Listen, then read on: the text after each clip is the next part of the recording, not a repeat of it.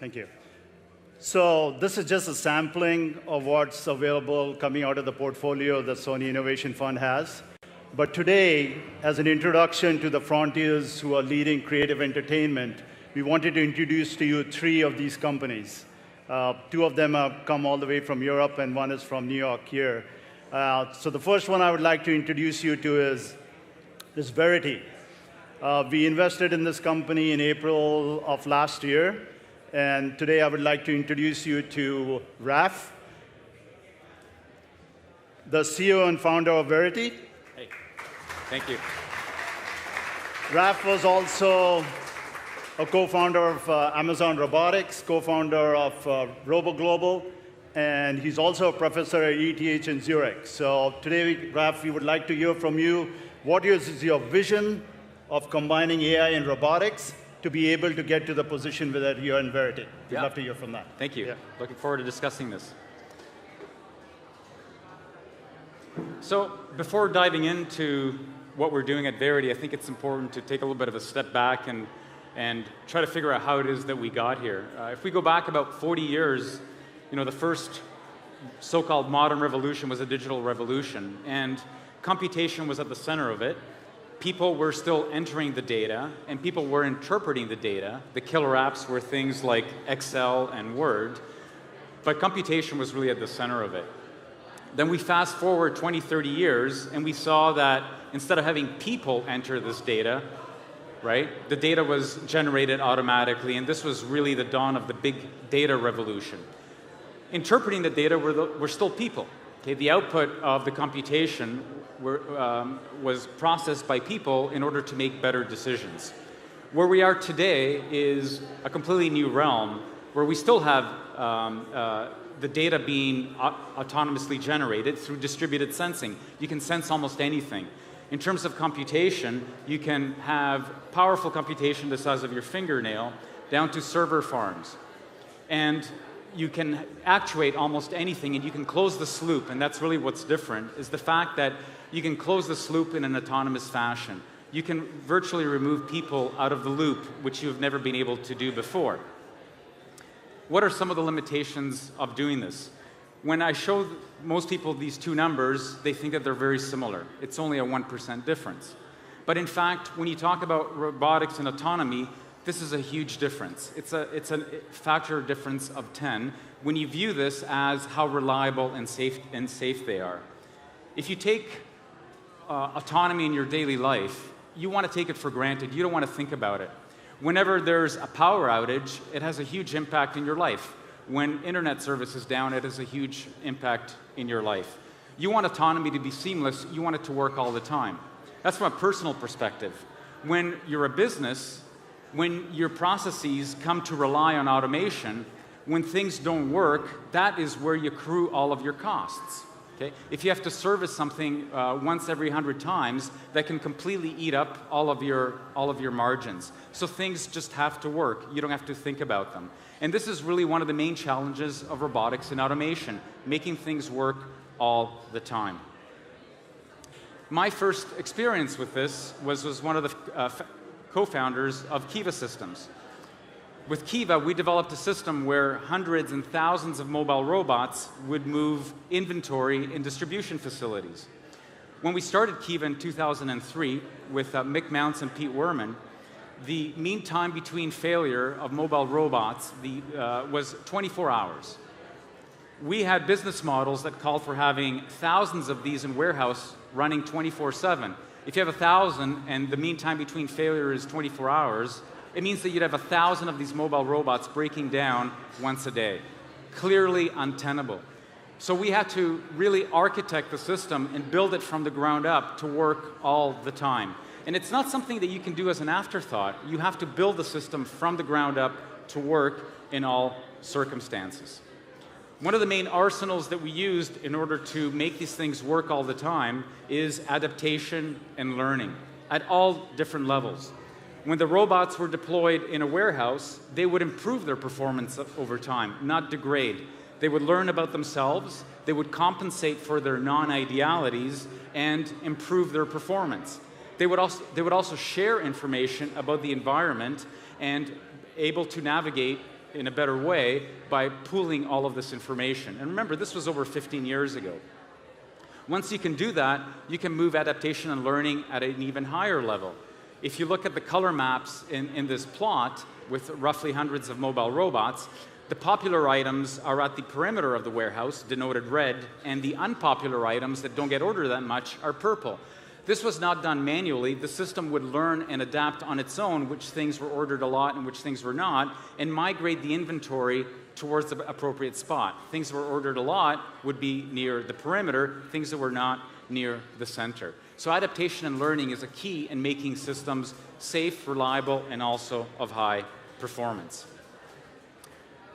I've been working with drones for a long time, almost 20 years. This is a picture of the first drone that we started working on when I was a professor at Cornell University. It was huge. It was roughly this big. The center golden box there, roughly 2 pounds, was the inertial navigation system. And if you wanted to make autonomous drones, that's how big they were at that time. Fortunately, I took 5 years off to do Kiva Systems, and it allowed the technology to improve itself. Better sensors, better actuators, better motors, better batteries, so that by the time I restarted my interest in drones, the technology had improved quite a bit. So as I said, about 5 years into Kiva Systems, I went back into academia. I moved to Switzerland, and we started the Flying Machine Arena. The stated purpose of the Flying Machine Arena is to push the boundary of what autonomous systems can do, and in particular drones. I'm going to show you a little video here of what we've been doing there for the last 10 years.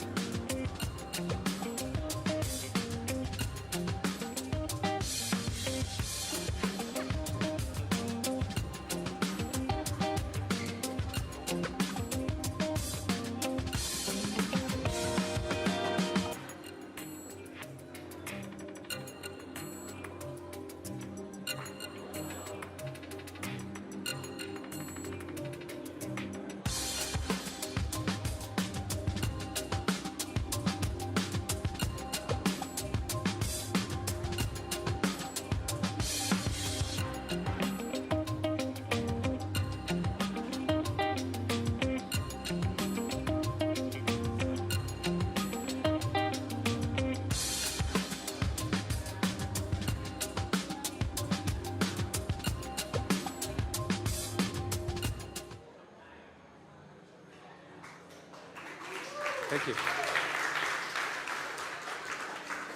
One of the ways in which we really force ourselves to tackle the large problems in autonomy and robotics is doing live events. This dates back from 2011, where we did a live installation in France with a fleet of 4 autonomous drones building a tower which was 20 feet high and consisting of 1,500 modules in front of a live audience, flying over the live audience. This really forces you to tackle the most difficult parts of autonomy.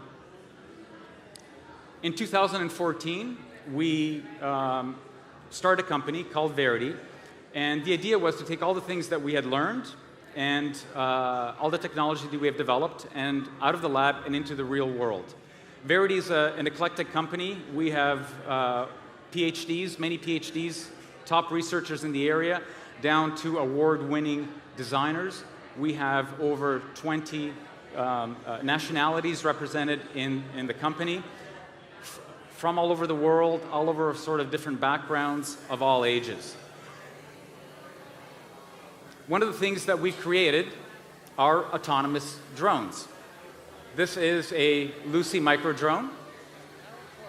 So for the folks near the front of the audience, these things are going to fly pretty close to you, so be cognizant of them. We've designed these for the ground up. They're pretty light. They only weigh 2 ounces, less than 2 ounces. They're extremely safe. We've designed them from the ground up. We created all of the sensors, all of the actuators. We've integrated them. And the purpose here is to give us full control of these flying machines.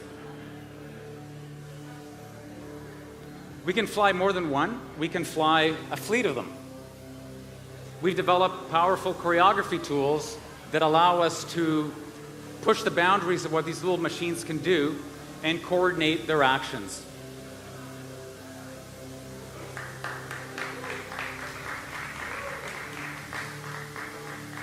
One of the things that they use to fly is an indoor positioning system.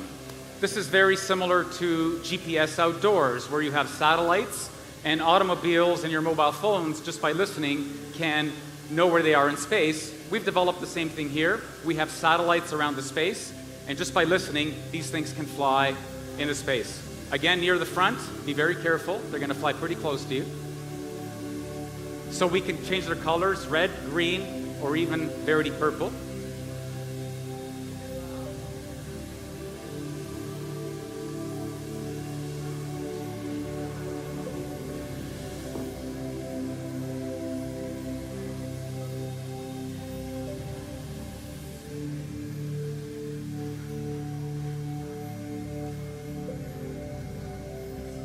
These ones in particular that you saw just now they're called Lucy's. They're flying lights. But we can also do other things with these small drones. We can create costumes for them. And this is a very challenging problem because it's a highly constrained one. These costumes have to be extremely light, a few grams. Not only that, they can't affect the aerodynamics. It's not easy to have these things fly autonomously in an indoor space. And by altering their aerodynamics, the vehicles have to be able to compensate for them. The costumes give us a new form of expression.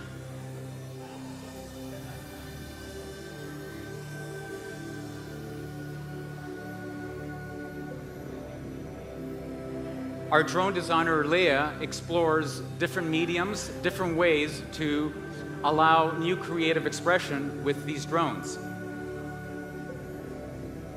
We play around with materials, we play around with motion. Motion is an integral part of what we do.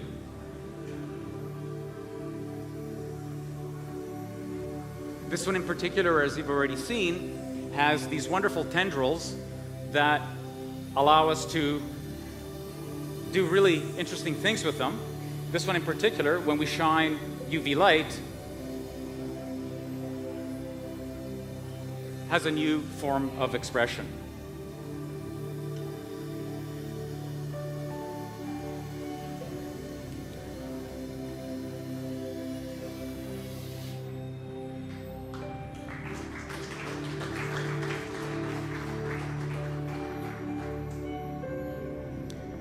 So as I said, one of the things that we like to do is to do live events. This really allows us to create systems that are robust and reliable. This is pretty stressful when you're on stage and these things are flying around, right? There's so many things that can go wrong, but this is what really allows us to tackle the difficult problems.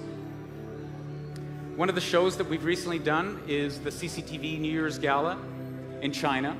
It's the world's most televised event. Over 1 billion viewers saw this performance. Here we had almost 100 of our Lucy micro drones dressed up in costumes, interacting with the performers to music.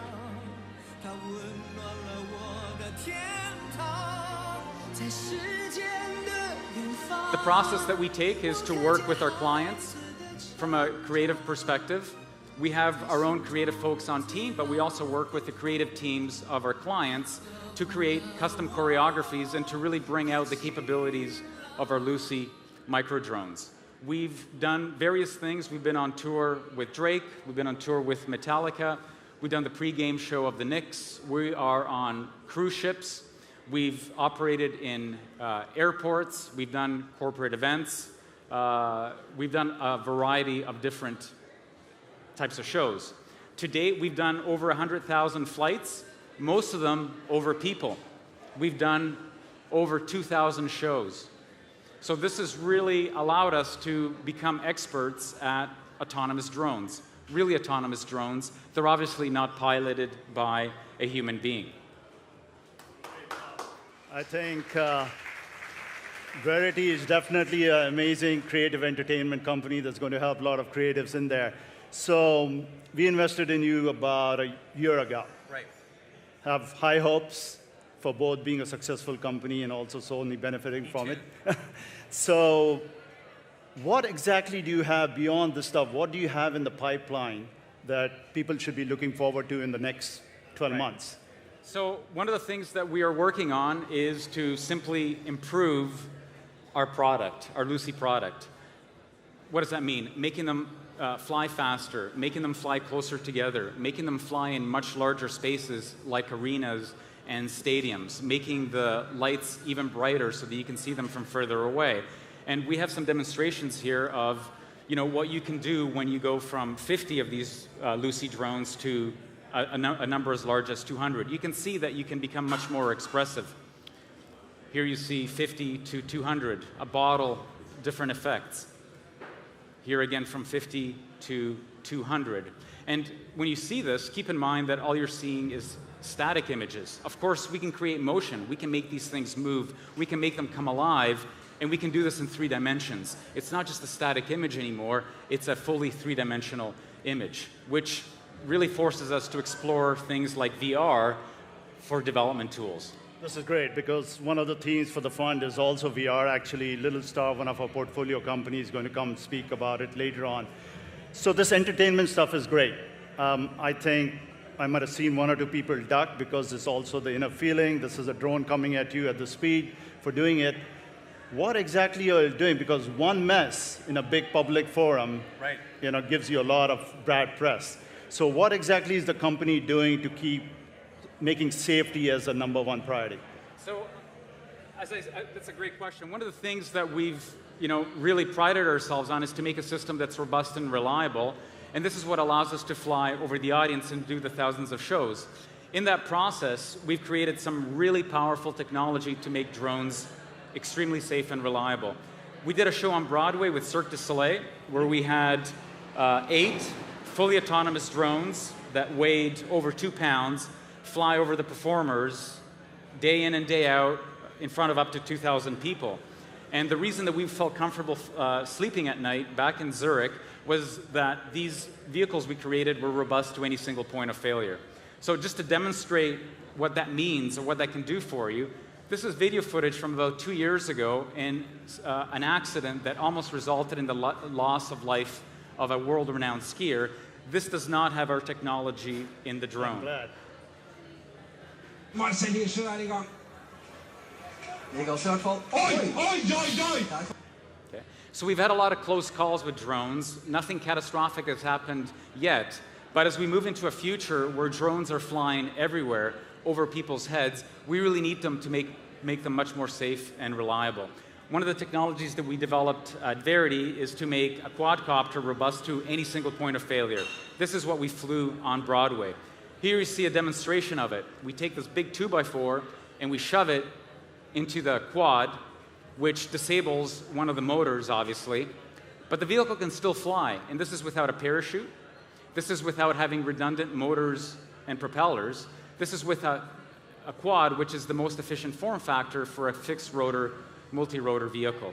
Here you see it in slow motion, able to compensate very quickly with the loss of one of its propulsion units. So one of the things that we're doing is licensing this technology to any drone manufacturer of quads, and with only a software upgrade, they can make them robust to the most common type of technical failure in quadcopters, which is a propulsion system failure. So you talked about the various applications for entertainment, which is very, very interesting. What applications are you beginning to think about which is going to grow the market? Because back to the point, we invested in a company, we wanted to grow, but beyond entertainment, which are the other applications that stand out for the kind of drones that you're manufacturing, which are very safe-proof? Exactly. So, I mean, let's look at these things, right? They're very small. We had about 16 of them flying over you today. They're not that loud as far as drones go. If you've ever flown a bigger drone, you know that they're extremely loud and they're quite intimidating. We can fly an unlimited number of them indoors. What else can you do with them besides using them for live events? Well, you can use them in industrial settings. So we have a vision which is as follows. Imagine the ability to put a sensor anywhere, indoors, at any time. Here you see a graphical representation of this. Imagine having a warehouse where you can put a camera sensor, a video camera, a temperature sensor, a humidity sensor, RFID reader, you name it, anywhere in the facility at any time without having physical infrastructure to mount this, to replace them, to service them. They're on drones. The drones can move the sensor anywhere you want at any time. Because sensors are small, lightweight, and small power, they form the perfect payload for a drone. As I mentioned earlier, a drone has a limited payload, but sensors are extremely small. If you look at the camera on your mobile phone, that weighs a few grams. Perfect payload for a drone. So not only can you put sensors anywhere you want in an arbitrarily large facility, you can change the sensor. If you have a specific application that calls for many of them to monitor a specific area, you can just deploy them there and then move them somewhere else. Very good. So there's a lot of growth plans. The team is being put together, and we're just looking for some great opportunities in the future. Yeah, we're excited to working with people to expand our vision. Live events is a great market for us. We love live events. We have a lot of live event professionals. But a lot of the core technology that we've developed can be used outside of live events. So we're always happy to talk to folks that can help us expand our vision. For industrial settings, for example, these are just some of the example situations that you can use. If you're more interested in learning more about Verity, here's a little bit of information, or just come and talk to us. Thank you. Thank you. Thank you for having me. Well, please join me in thanking Raf. Good luck.